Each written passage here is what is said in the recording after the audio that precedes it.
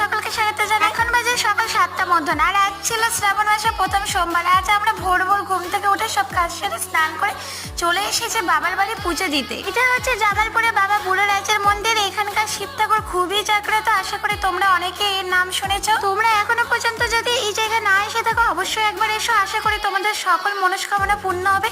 তো এখানে অনেকে ডন্ডিও কাটছিল আর আমরা এখানে লাইনে দাঁড়িয়েছিলাম। আমার বাড়ি থেকে টোটো করে 30 মিনিট মতো লাগে, আর আমরা সকাল সকাল চলে এসেছিলাম যাতে ভিড় না হয়। এসে দেখি ও মা, এখানে তো প্রচুর লাইন। ঘন্টা দুয়েক লাইনে দাঁড়ানোর পর ওই যে বাবার মন্দির দেখতে পেয়েছি এতক্ষণে। এবার আমরা ভিতরে ঢুকে পুজো দেবো। তো আমাদের পুজো দেওয়া হয়ে গেছে। এই গাছটাকে ইচ্ছে পূরণ গাছ বলা হয়। কারো যদি কোনো ইচ্ছা থাকে এই গাছে ঢিলা বাঁধলে সেই ইচ্ছাটা নাকি পূর্ণ হয়। তো তারপর আমরা বাড়ি চলে এসেছিলাম, আর বাড়ি এসে এখানে বাড়ির ঠাকুরের মাথায় একটু জল ঢেলে নিলাম। আজ সোমবার উপলক্ষে নিরামিষ রান্না করেছিলাম মটরের ডাল দিয়ে, আমরা দিয়ে, এদিকে নিরামিষ সবজি বেগুনি, আর করেছিলাম পনির। তাহলে চল টাটা, দেখা হচ্ছে নেক্সট ভিডিও।